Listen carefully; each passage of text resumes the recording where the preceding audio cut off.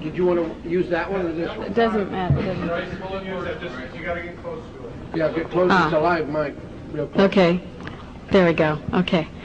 Thank you, Dean. I really appreciate the opportunity for being here today. And for me, today is quite a celebration in my recovery in ways that you'll be able to understand when I get a little bit further into my talk. But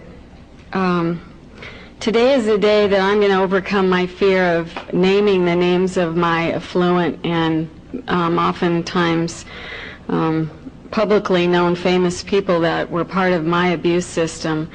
The reason I'm doing that is in order to stand and speak for other survivors who have not yet had the chance of recovering to the level that I've been so fortunate to be supported to recover to. And so today when I speak the names, I'm speaking the names for all of us, for all of this, so that we can begin to have this system exposed and stopped, so that these crimes that are occurring against children all over the world can come to an end. I would like to also thank Ted Gunderson, who has been my personal support and security system for a lot of years. In 1985, when I first had my accident and started waking up to the reality of what I had been involved with, Ted started coming forward and advising me with ways to stay safe and to stay alive, and his technique worked, so thank you. And I'd also like to thank my children who are still under mind control and are still as yet under control with their perpetrators. I would like to thank them for being born into my life so that I would have a reason to continue living against all odds and against the horror that I woke up to, that I didn't believe that I would be able to live through. And if it wasn't for my children, I probably would not have had the motivation or the courage to continue the battle that I had to face.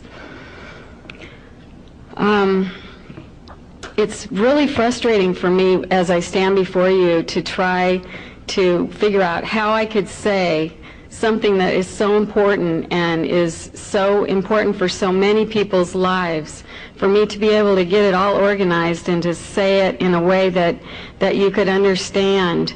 It has been a real challenge for me, and so I hope that you'll just be patient and open your minds and your hearts to the possibility that there are children all over the world who have been abused in the similar ways that I'm going to share with you my experience today, so that we can begin as a nation to put an end to what has been covered up for so many, many years.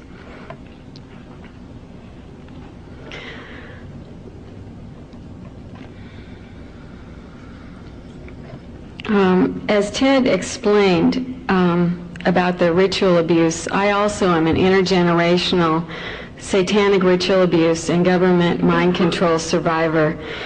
And satanic ritual was a way that my controllers were able to control me, as using the satanic blood ritual as a trauma base. It's a conditioning in order to bring about the mind control, the levels of mind control and the multiple personality disorder that was the result of being tortured for so many different years and since I was a very small child.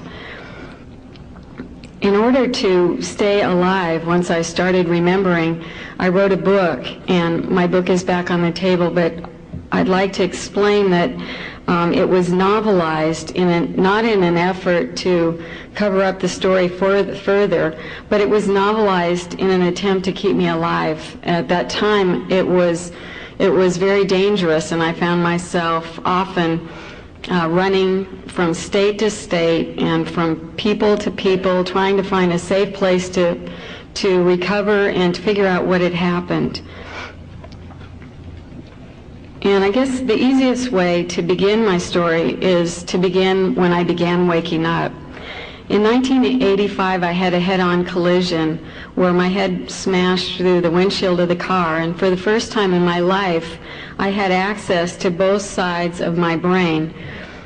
And there really wasn't anyone in 1985 that really understood much about ritual abuse or the memories that I started having, and so I entered school to work on my master's degree in clinical psychology, thinking that I might be able to understand what was going on with my own mind.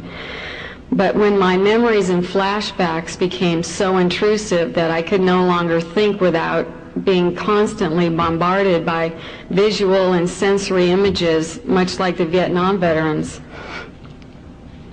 I quit school and went into therapy full-time. I was in therapy every day for about 6 years on a daily basis, where I started documenting the horror of the rituals that I attended as a child, was taken to, and of all the child abuse that led to my further sophisticated programming, and then on into the government mind control, where I was used in the intelligence community with the elite families and with people such as my owner, who was Bob Hope. I did it.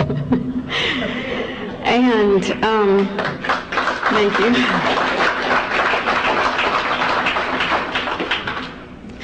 And Henry Kissinger, who was responsible for programming me with what he called government mind files, where I was used as a human computer, and he took me with him to different places to do foreign policy and meetings, where he would access my mind behind the scenes in order to work with the people that he was working with the Rockefellers and some of the other people that I was involved with in bringing in the New World Order.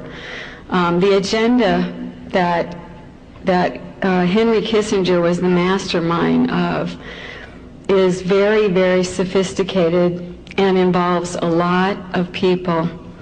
It involves presidents, it involves governors, it involves foreign leaders. And in my experience, and because Henry decided that for whatever reason I was the one selected to be used as this human tape recorder that he sent around the world in order to target certain individuals that they wanted to own or control or use and manipulate through sexual encounter, and then by either passing messages to these people or retrieving messages. He also used me to send messages back and forth between George Bush and a lot of other different world leaders who were very instrumental and still are in bringing out the New World Order. Back to my therapy and all of that, as I began coming up with these memories and talking about it in my therapy with my therapist, and they just kept looking at me like I was crazy because they didn't understand what all this ritual abuse was and why I was talking about being flown at night in helicopters where there were no lights on, and where I was flown into tops of buildings in Beverly Hills and in Las Vegas and in Hollywood and all over, and they didn't understand. But my one therapist finally realized that there was something to what I was saying when she looked out the window and there were men in suits in the car waiting at my therapy session. She lived in a residential neighborhood, so it was a little out of order for that to be happening. So I realized then, and she did too, that I was in danger. And given all the names that I was remembering, she said, I think we need to get you out of town and into hiding for a while. So I left my home, my husband, my children, and everything that I had ever known, and went to an island where she found me a safe place to live. That's a whole nother story in itself. But while I was on the island, I realized, because I wasn't around the people that I was programmed to in my family, I realized that I had been used as a sex slave with Ronald Reagan and Richard Nixon and all of these different presidents, and I didn't understand. I thought, as my programming dictated, I thought that I was absolutely crazy. there is no way this happened. You know, I'm just this housewife, and this is absolutely crazy. So as my programming dictated, I had migraine headaches when I began to remember. I had suicidal feelings. I wanted to cut and burn myself. I had to fight a lot of the programming that was there and very carefully set into place that guaranteed national security that I would never be able to remember and tell. But through my, what I call is my divine intervention and my spiritual connection, I was led all over the place to people and places that would help me so that I would recover in order to stand before you and to report what it was that I saw and what I heard and what I know. And what I do know is that children are being used as huge financial resources and tortured and abused in horrendous ways in order to fund a lot of the covert operations that I believe and know now are the mind control operations and a lot of the other government products and projects that have been kept still in classified documentation. The children that were abused in many ways, like I was, and I feel like Joan Benet Ramsey was one such little child who may have had a very similar history, were, if I would explain to you that from the time I was born, that my father and others tortured me over and over with sexual abuse, satanic ritual abuse, near drowning and suffocations, terror harassments where I was absolutely terrified about things that I was told under when I was in a drug state were going to happen to myself and my family. Electroshock in the earlier years when I was a child, they used cattle prods, and as I grew older, they used stun guns on me. Food and sleep deprivation, and then as I grew older, and evidently I was able to, for whatever reason, master the levels of abuse that I had gone through, and was able to do what they wanted to. I was taken to military bases, I was taken to Disneyland, and I was taken to NASA, and I was put into a lot of the equipment that they use on astronauts and that they have there that's very sophisticated brainwave mind control programming technology that is in use, that also uses drugs, bright light, sound, and electrodes, and all kinds of very, very sophisticated frequency medicine. I was taken to Edwards Air Force Base. I was taken to Point Mugu Naval Weapons Center, 29 Palms in California, and a lot of different military installations around the country. Henry Kissinger took me into different agencies in D.C. and asked me to use my photographic memory, which he had programmed in, to document documents that he wanted to have in my mind so that if he ever needed to pull up information, he could do that. And I was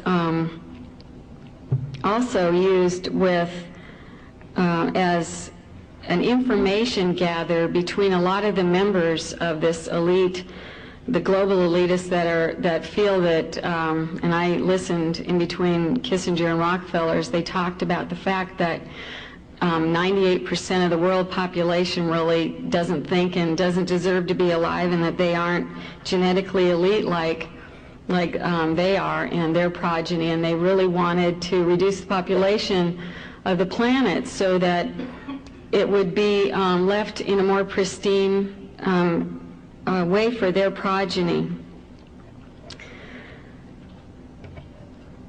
Adolf Hitler and George Bush both talked about the New World Order. And from what I now understand, the concentration camps in Nazi Germany were actually used for mind control experimentation.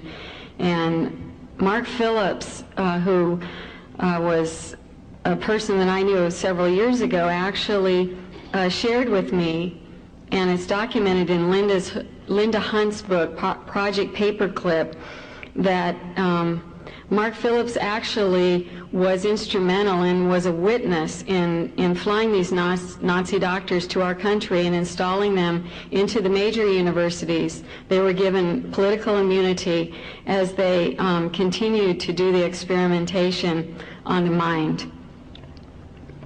And a lot of survivors that I talk with from all over the world and that write me letters are naming all of these different people and are naming the different places that they were taken into hospitals, universities, military bases in order to further their programming.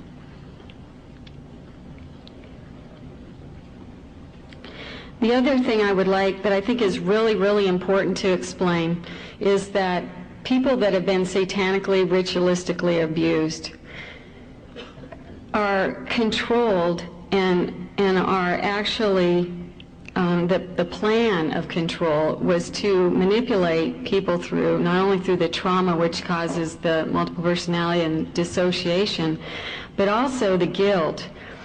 And I don't know that I could really explain to you, but I think that those of you that are parents might understand the absolute terror and horror of waking up, as I did, to realize that not only had my parents done this horrific abuse to me, but that I had also passed this down to my children in a programmed state that I was totally and completely unaware of. And I think that anyone that ever says that they've been programmed or ritually abused and says that they did not abuse their own children or pass this down are really not truly survivors of this abuse, because that is the way that they keep people totally and completely under control.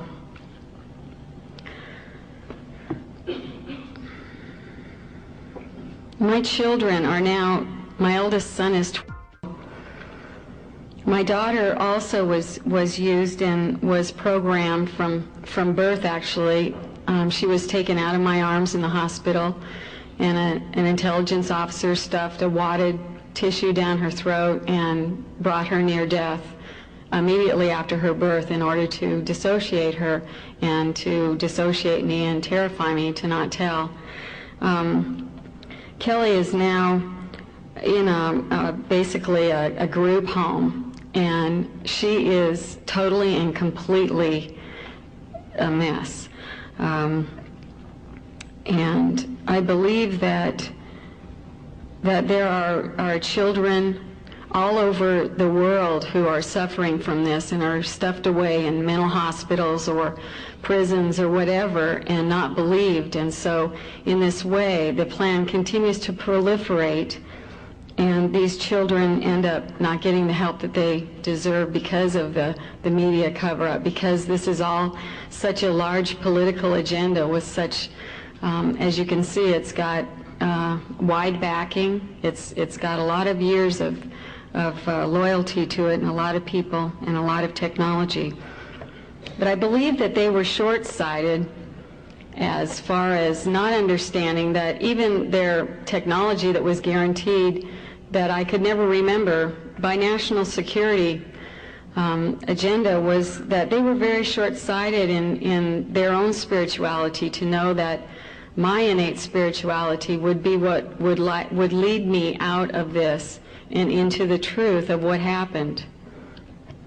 And so that's where I believe that as we're all able to connect more spiritually, to be discerning, and to not just take what people say or what you read in the newspaper, like with Mr. Harris, to not just believe what you read, but to question it, and to stop watching all of this television that is just giving you the propaganda lies that they want you to believe, but there is a way out of it, and that's by learning to critically analyze, think on our own, and trust ourselves to know that we know the truth.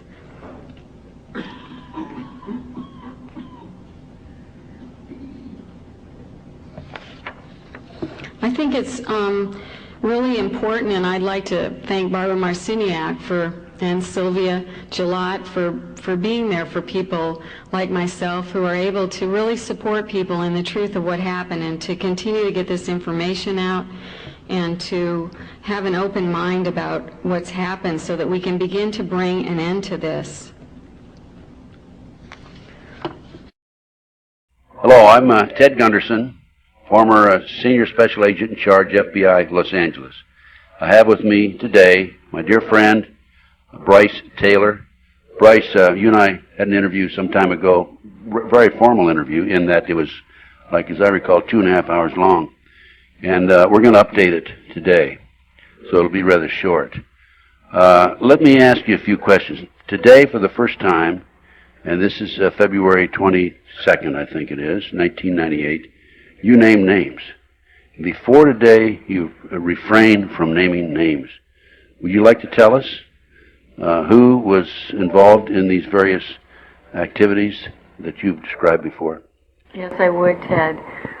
It's real scary for me, but I'd like to go on public record saying that my owner under mind control was Bob Hope, and that I was abused and used as a mind control sex slave by Ronald Reagan and a lot of different presidents, LBJ, Reagan, Ford, and I was programmed to have computerized mind files by Henry Kissinger, where I was used as an operative within the intelligence faction of the government, targeting people that he and Nelson Rockefeller had an agenda to bring in certain individuals into the fold, they called it, to work on behalf of the New World Order.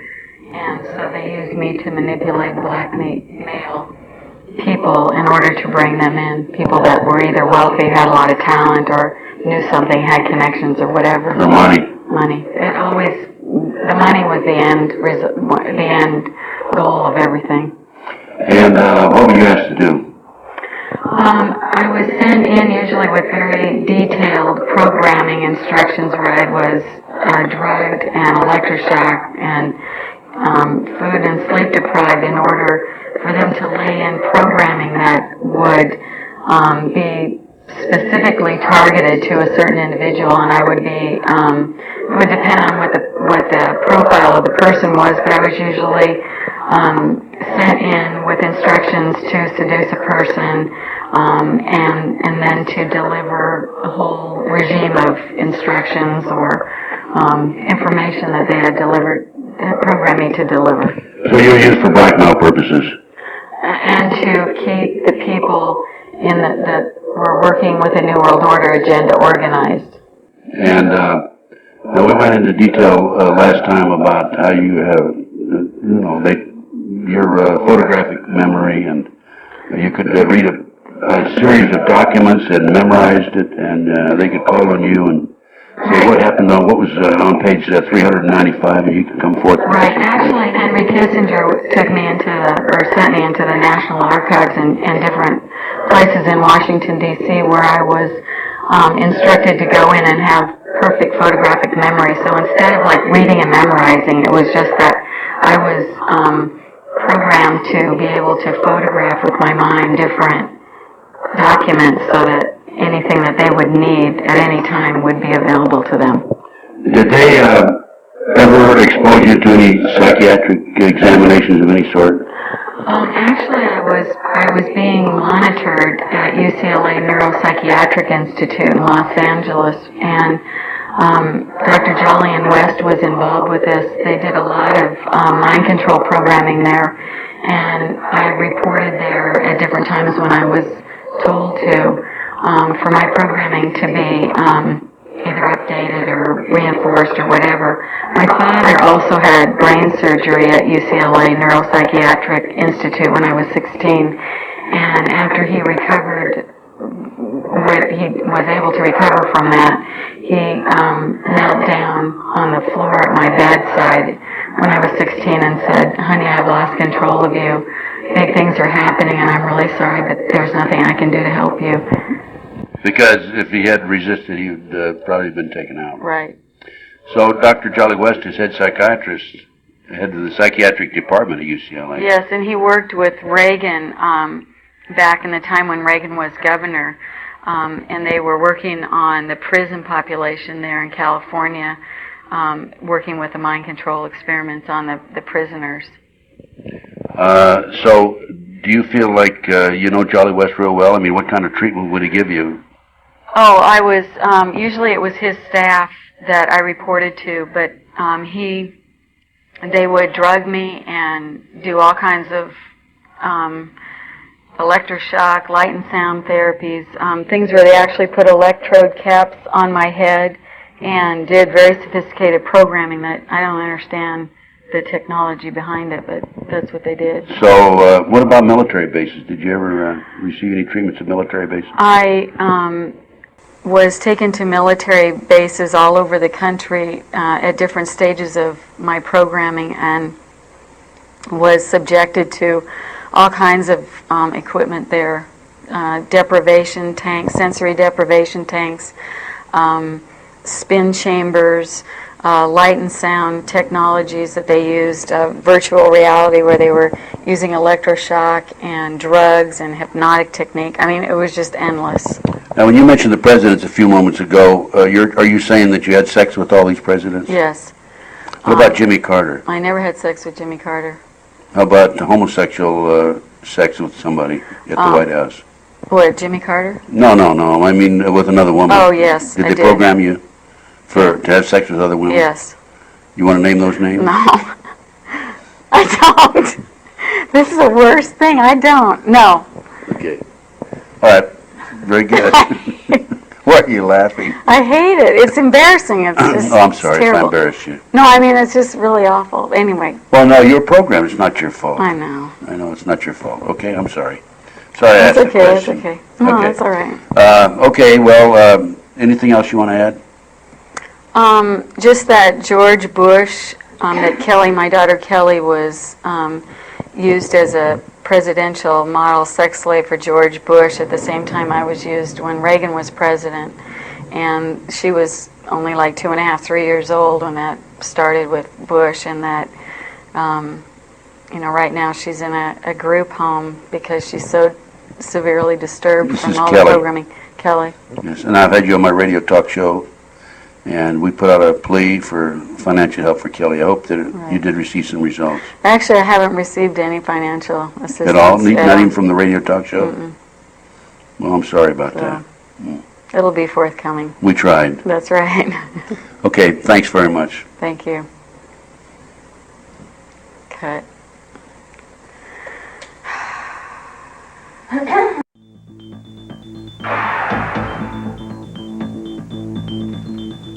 Now to a spy thriller unfolding in the heart of suburban Los Angeles. The CIA allegedly brainwashes a woman and turns her into a sex slave to the rich and famous. It does sound bizarre. Jody Baskerville is here there with this Unit 13 exclusive investigation.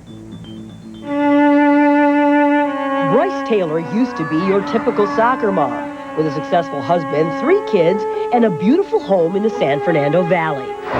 That is, until she started telling of a secret double life as a mind-controlled sex slave for the CIA. I would have sex with him and deliver whatever messages that I was programmed to deliver. Now, this one-time suburban housewife finds herself the unlikely leading lady in a real-life psychosexual spy thriller, co-starring a former Los Angeles FBI chief.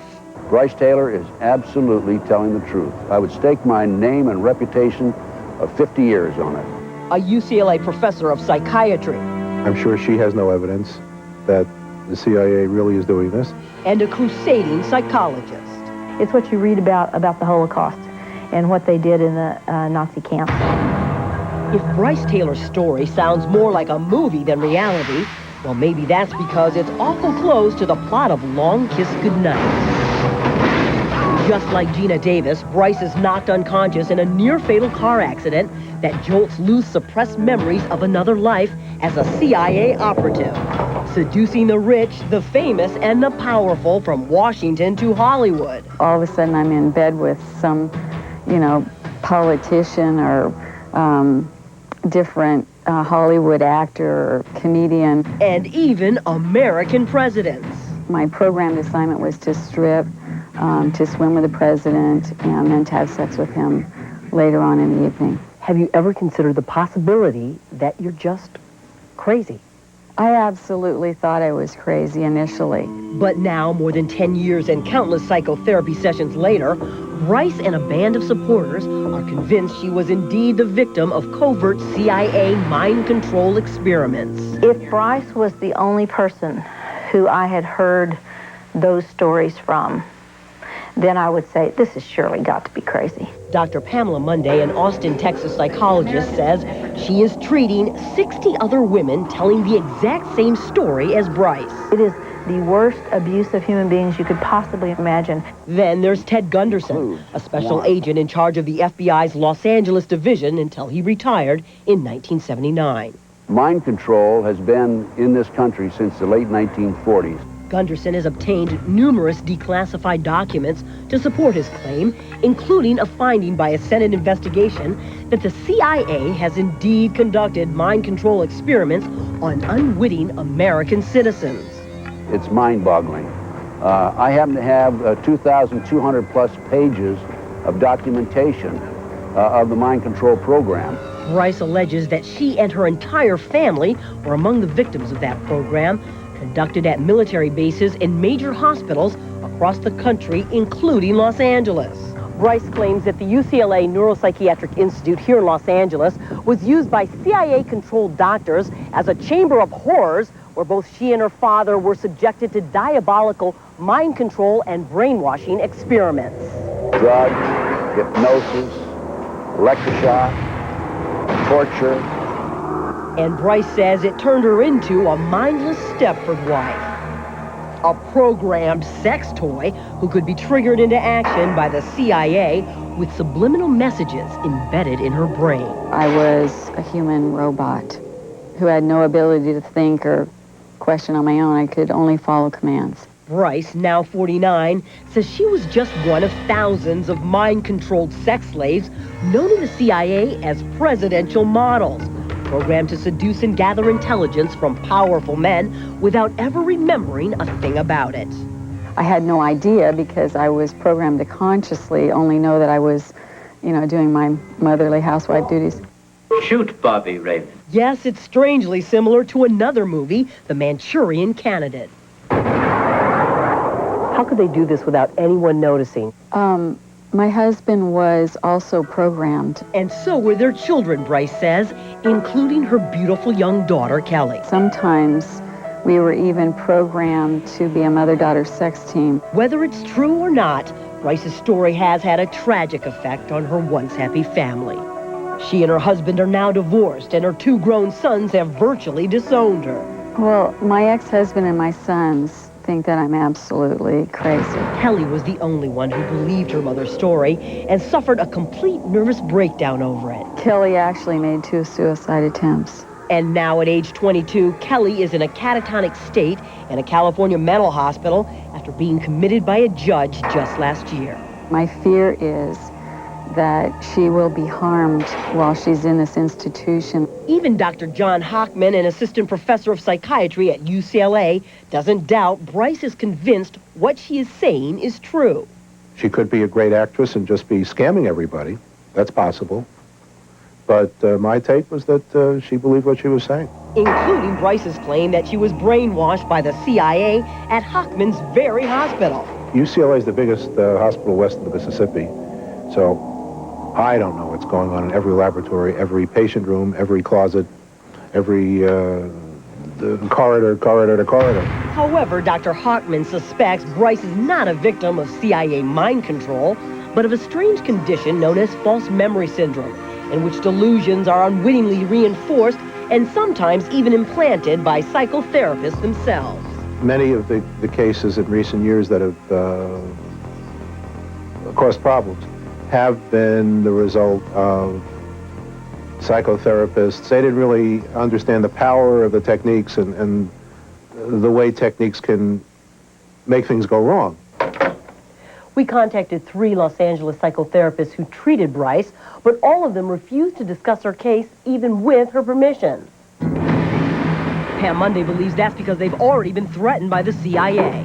There is no such thing as false memory syndrome. There's nothing in the Diagnostic and Statistical Manual that says there is such a thing. In fact, Dr. Monday claims the condition was actually concocted by the CIA to cover up its mind control experiments.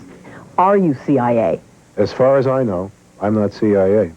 Maybe they know I'm CIA, but I don't know. Meanwhile, Brice Taylor remains convinced that her memories are tragically real. I definitely believe this is still going on, and I believe it will continue to go on until it's exposed and stopped. Brice Taylor wrote about her alleged life as a CIA sex slave in vivid detail in a new book out called Thanks for the Memories. Believe it or not. True or not, I feel so sorry for the daughter. Isn't that awful? She seems like the victim in all this. Catatonic state. A lot of questions still. Thanks for that. Coming up next.